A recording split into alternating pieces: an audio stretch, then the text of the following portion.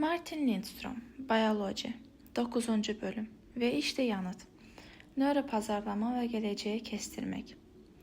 Henüz piyasaya çıkmadan hakkında koparılan yaygaraya bakılırsa, en isabetli çıkış insan ömrü boyunca ancak bir kez görebileceği, bir daha ele geçmez bir icattı.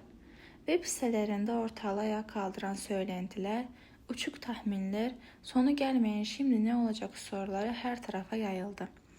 Otomobiller tarihe karışacaktı. Caddelerde ve kaldırımlarda tek bir bisiklet ya da motosiklet kalmayacaktı. Apple'ın CEO'su Steve Jobs işi o kadar ileri götürdü ki, gelecekte kentlerin bu yeni icadı ölçü olarak inşa edileceğini iddia etti. İlk sermayedarı John Doerr bunun piyasaya sürülen tarihin en başarılı ürünü olacağı öngörüsüyle $1 milyar satış yapacağı tahmininde bulundu. New England'daki bir fabrika, bu şey için beklenen talebe kendini hazırlayabilmek amacıyla ayda 40.000 adetlik montaj kapasitesinin hazırlıklarına girişti. Nihayet Aralık 2001'de Segway PT, Personal Transporter, kişisel taşıyıcı piyasaya çıktı.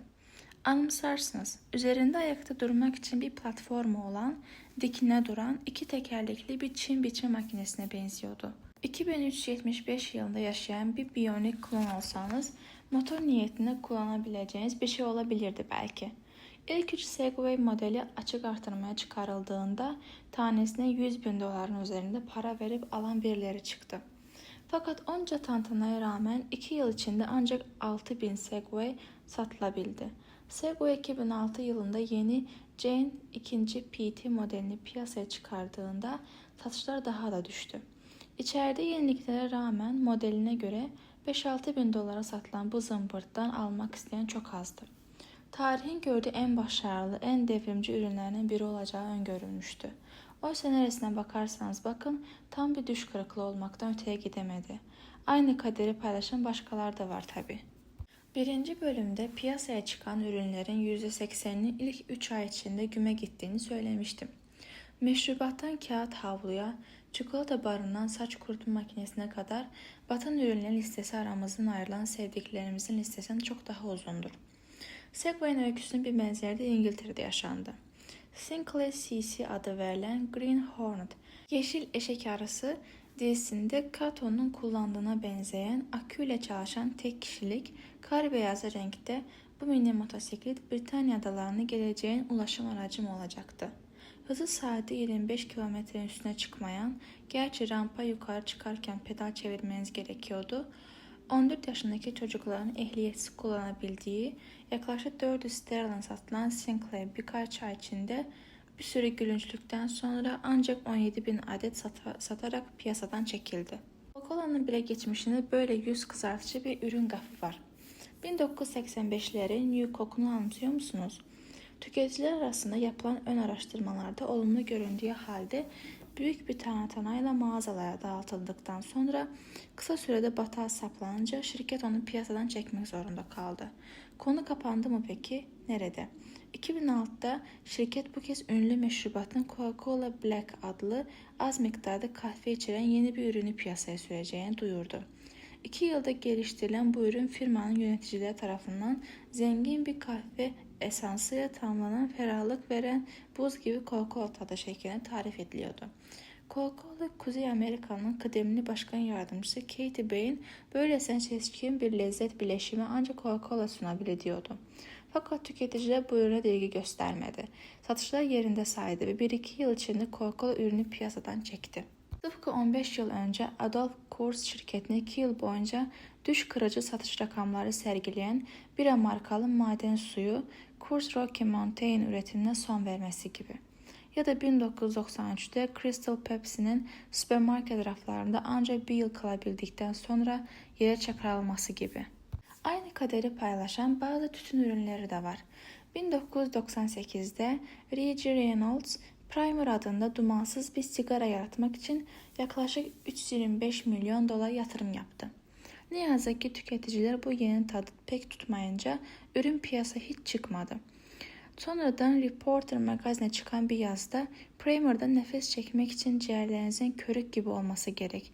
Yakmak içinse sahiden de bir alev tabancası gerekiyor Diyelim ki kibritle yakmayı başardınız. O zaman da oluşan sülfür reaksiyonu kullanıcıya kusturacak kadar berbat bir koku ve tat üretiyor deniyordu. Ve Extraterrestrial bütün zamanların en çok iş yapan filmi sıfatını kazanmış olabilir. Ama onun bu başarısını Atari 2006 için yapılan AT video oyununa bir hayrının dokunmadığı kesin. Vive sitesinde de okuduğumuz kadarıyla AT pek çoklarına göre dünyanın en berbat oyunu olmak gibi kötü bir üne sahip.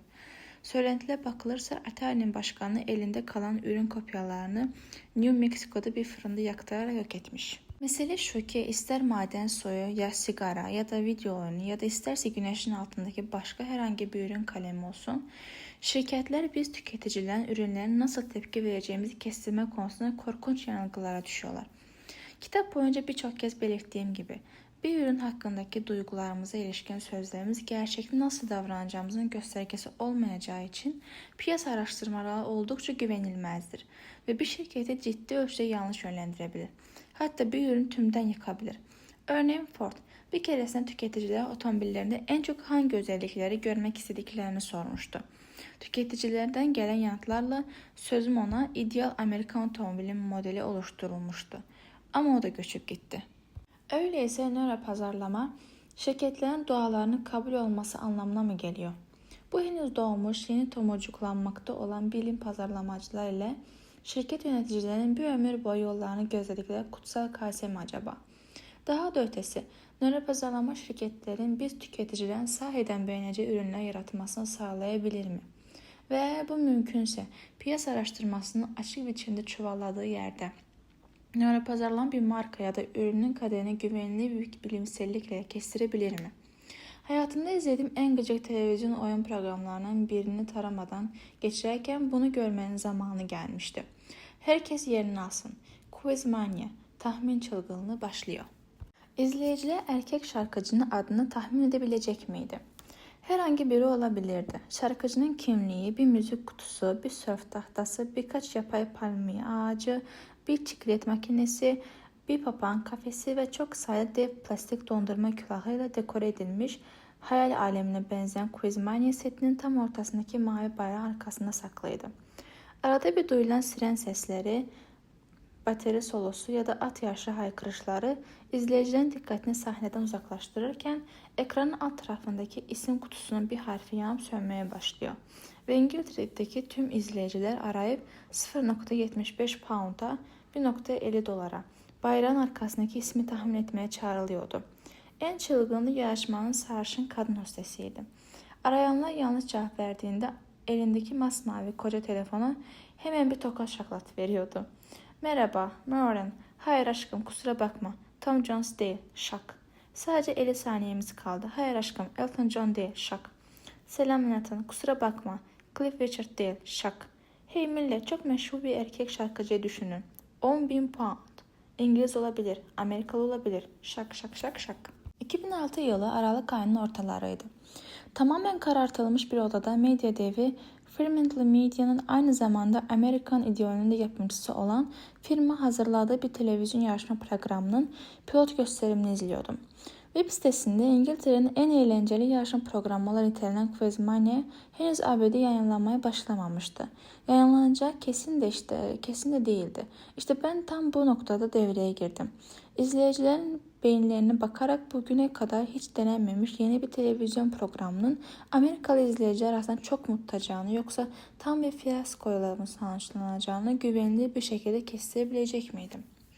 Araştırmanın ortalama demografisini temsil etmek üzere özenle seçilmiş 4 grup halinde 50'şer erkek ve kadından oluşan deneklerimiz 1 saat önce stüdyoya alınmıştı.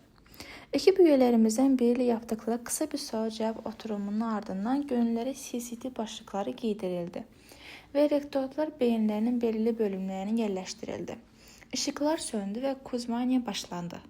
Quizmania 200 gönüllümüzün o öğle sonrası izleyecekleri ve test edecekleri tek televizyon programı değildi. Kesin bir sonuç alabilmek için ek kıstaslara ya da sonuçlarımızı doğrulayacak ölçüm değerlerine ihtiyacımız vardı. Bunun yoğunluğu biri kanıtlanmış bir fiyasko, diğeri de kanıtlanmış bir başarı olan başka iki televizyon programını araştırmamıza katmakta bulduk. Gönüllerimizin yarısı başarısız olan Q adlı kurmaca reality show'unu izleyecekti.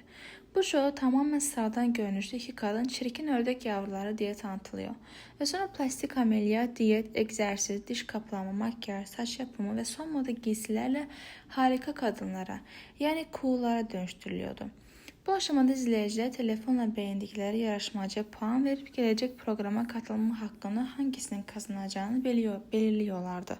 Diğer yüzdenek ise Quizmania ek olarak Eviniz Ne Kadar Temiz adlı yüksek reyting alan popüler televizyon şovunu izleyecekti. Bu yarım saatlik İngiliz yapımı reality show'da iki orta yaşlı titiz ev kadını bakımsız bir dairenin kapısında görünüyor ve evin durumu ile ilgili bir iki öfkeli yorumda bulunduktan sonra orayı bir hayal evine dönüştürmeye girişiyordu. Her nedense Eviniz Ne Kadar Temiz show televizyon izleyici arasında çok tutulmuş, buna karşılık Q hiç tutulmamıştı. Quizmania devam ederken büyük para diye haykırdı çılgın sarışın hostes. Hayatınızı değiştirici bir meblağ. Bizi arayanlar, şimdi 60.000 pound için yarışıyoruz. Ta ki sonunda arayanlardan biri doğru tahminde bulunana kadar bağırdı durdu. Merak edenler için söyleyeyim, Iggy Pop'tu bu şarkıcı. İlk kez izlenen bir şeyin insanın üzerine bıraktığı yenilik etkisini en aza indirmek amacıyla izleyiciye 24 saat öncesinden bu programların birer DVD'sini vermiş ve her ikisini izlemelerinin sonra üzerine güzel bir uyku çekmelerini istemiştik. Salonun ışıkları söndü.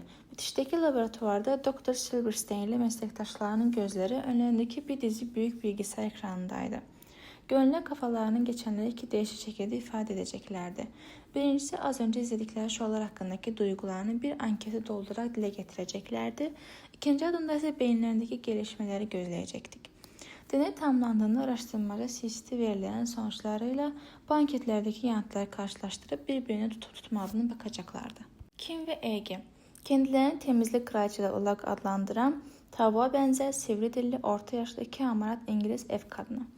New York mahallelerinden birindeki sıra evlerden birine daldılar. İfadeleri pek zarifti. Bütünüyle ve son derece iğrenç, dedi biri karşısındaki pisliğe bakarak. Evde Janet ve Katie adlı üniversite çağındaki iki kardeş yalnız yaşıyorlardı. Daha önce açıkladıklarına göre hayattaki işleri kulüplemek ve alışveriş yapmaktı. Aynen böyle, ciddi söylüyorum. Salondan yatak odasına kadar her yer ortalığa saçılmış giysiler ve ayakkabılarla doluydu. Mobilyaların şekilleri bile zor seçiliyordu. Hele mutfak, küflenmiş buzdolabıyla biriken yağ tabakaları yüzünden tıkanmış ocak başlıklarıyla adam olabilecek gibi değildi. Banyoda duşun üzerindeki tavanın sıvıları dökülüyordu ve üzeri öylesine kalın siyahımsı mor bir küf tabakası kaplanmıştı ki yıldızsız bir gökyüzü gibiydi. Temizlik kraliçelerinden birini kaşını tutmaya başlamıştı bile. Ama nasıl temizlik yapılacağını bilmiyoruz ki biz, diye sızlandı kız kardeşlerden biri. İki aklı başında görmüş geçirmiş İngiliz ile iki şımartılmış ve pasaklı kız kardeş karşı karşıya. Senaryo icabı gibi duran kadınsı ağız dalaş arasında bu onun eşyası, hayır onun eşyası, sanayi boyu çöp torbalar ve Silver marka temizlik bezleri ortaya çıkar. Profesyonel danışmanlardan oluşan bir ekip içeri girer ve banyo tabanına koloniler halinde Aspergillus ve Penicillium küf bakterilerin yerleştiğini saptar. Bunun üzerine banyo kabinine baştan aşağı yeni fayans döşenmesine karar verilir. Kısa süre içinde kız kardeşlerin mezbeliliği prenseslere layık bir saraya döner. Sağda solda titreşen uzun beyaz mumlarla zenvari bir görüntüde de çabası. Makyaj tamamlanmıştır. Ardından kucaklaşmalar, hayret nidaları ve aman tanrım, tanrım sana şükürler olsun çığlıkları. Sorumuz şuydu. İzleyiciler bu şovu Quizmania tercih eder mi? Q şovun daha başarılı olur mu? Dr. Silverstein bir hafta sonra beni aradı. Bazı sonuçlara ulaşmıştı. Lütfen izlediğiniz programı en iyi ifade eden kutuyu işaretleyin. Tek bir hafta olsun kaçırmam. Evdeysem diğer programları tercih ederim. Daha iyi bir şey yoksa izlerim. Eşim ya da bir arkadaşım izlemek isterse ancak o zaman izlerim. Kesinlikle izlemem. Araştırmamıza katılan 200 gönüllüden yanıtlamasını istediğimiz anket bu kadardı. Önce Q ile Eviniz Ne Kadar Temiz adlı kıstas amaçlı iki test programı ile ilgili düşüncelerini aldık. Tahmin ettiğim gibi kağıda dökülen yanıtlar şovlarla ilgili bildiğimiz gerçek başarı ve başarısızlık durumunu yansıtmıyordu. Bu da yine herhangi bir konudaki duygularımızla o konudaki gerçek davranışımızın pek ender uyuştuğunun yeni bir kanıtıydı. Eviniz ne kadar temiz büyük bir başarı yakalamış. Buna karşı da Kuğu fiyaskoyla sonuçlanmış olduğu halde gönüllerimizin bunları izlemenin ne kadar olası olduğu konusundaki iddiaları başa baş çıkmıştı. Oysa CST sonuçları aynı şeyi söylemiyordu. Bu sonuçlar deneklerimizi eviniz ne kadar temiz programını izlerken Kuğu'ya oranla çok daha fazla duygusal etkilenme yaşadıklarını gösteriyordu. Bir başka deyişle beyinlerinin verdiği tepkiler anketlerdeki yanıtlarıyla uyuşmasa da her ikisi şu an gerçekte yakaladığı başarı düzeyiyle tutarlıydı. Peki Quizmania ilişkin hüküm neydi? İzleyici anketi yanıtlarken Fremantle'nin pilot gösterimini izlemeleri en az olası diğer iki programı oranla çok daha az olası olarak değer biçtiler. Kağıda döktükleri yanıtlara bakılırsa deneklerimiz Quizmania'dan hiç hoşlanmamışlardı. Hatta nefret etmişlerdi. Yazılı anket sonuçları neredeyse tam bir görüş birliğini yansıtıyordu. İzleyicilerimiz onun dışında ne olursa tercih edeceklerini söylüyorlardı. Sonra da CST sonuçlarına baktık ve gördük ki bu 200 kadın ve erkeğin beyinlerinin söylediği şey tamamen farklıydı. İzleyicilerin kendi programa kaptırma derecesi beynin ön bölgesi ölçüldüğünde eviniz ne kadar temiz şovunu seyrederken tutarlı şekilde yüksek, koyu izlerken düşük ile hafif arası çıkıyordu. Bunda şaşırtıcı bir şey yoktu. Deneklerin beyinleri bizim önceden bildiğimiz şeye doğruluyordu. O kadar. Bildiğimiz eviniz ne kadar temiz şovunu aldığı reytingde başarısını kanıtladığı, konu ise başarı gösteremediydi. Fakat Quizmania gelince verdikleri yanıtlarda olumsuz tercih konusunda fikir birliği içinde olmalarına karşın deneklerimizin beyni iki yüzünün de bu şovu beğendiğini söylüyordu. Yapay palmiye ağaçları, dev dondurma külahları ve çılgın hostese nefret ettiklerini söyleseler de beyinleri tersini gösteriyordu. CST taraması Quizmania'nın pilot gösterimini izledikten sonra ankete verdikleri yanıtlarda bunu izlemeyi en son düşünecekleri program olduğunu yazan deneklerimizin beyinlerinin Quizmania'da izlerken daha önce beğendiklerini ileri sürdükleri Kuğu'ya oranla daha fazla etkilendiğini gösteriyordu. Bu olgu bana insanların söyledikleriyle gerçek duyguların çoğu kez farklı uçlarda yer aldığını bir kez daha kanıtladı. Sözün kısası Origin Los Angeles'a testi tabi tuttuğumuz bu üç programa izleyicilerin beyinlerinin verdiği tepkilere bakarsak en az etkileyici olan Kuğu, en etkileyici olan ise eviniz ne kadar temiz şovuydu. Quizmania ise ikisinin arasında bir yerdeydi. Böylece %99 oranında istatistiğe kesinlikle gösterime girmesi durumunda Quizmania'nın Kuğu dizisinden daha başarılı ama eviniz ne kadar temiz dizisinden daha başarısız olacağı sonucuna vardık. Zaten de program İngiltere'de yakaladığı başarı da bu düzeydeydi. Başka bir ifadeyle beyin tarama sonuçları şu an İngiltere'deki performansını tam olarak kestirmeyi başarmıştı. Ve program şimdi Avustralya, Brezilya ve daha bir sürü ülkede yayına girerken Fremantle Amerika'da yayına sokma kararını hala askıda tutuyor. Yapımcı test sonuçlarına bakarak şu an gerçekten de beyin tarama verilerini öngördüğü ölçüde bir performans yakalayabileceğine inanıyorlar. Değer mi acaba? Hep merak etmişimdir. Nöropazarlama 10-20 yıl önce çıkmış olsaydı acaba nasıl olurdu? New Coke süpermarket raflarına yer alır mıydı? Dumansız sigara premium laboratuvardan piyasalara iner miydi? Penceremizin önünden bir Segway ya da Sinclair'in geçişine tanık olur muyduk? Ben yanıtın hayır olduğuna inanıyorum. Bunun yerine şirketler bütün bu ürünlerin fiyaskoya sonuçlanacağını görebilir, üretimi durdurur ve yüz milyonlarca doları batmaktan kurtarılabilirdi. Demek ki şimdi şirketlerin parmaklarının ucunda duran bu güçlü aracı nasıl kullanacakları sorusu gündeme geliyor.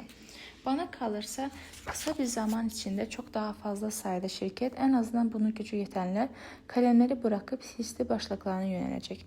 Şirketlerin ürünlerinin gelecekteki başarı ya da başarısını kestirebilmek için kullandıkları araçlar arasında geleneksel piyasa araştırmalarının, anket, soruşturma, odak grupları ve benzeri yeri günden güne küçülecek ve nöropazarlama başlıca araç haline gidecektir.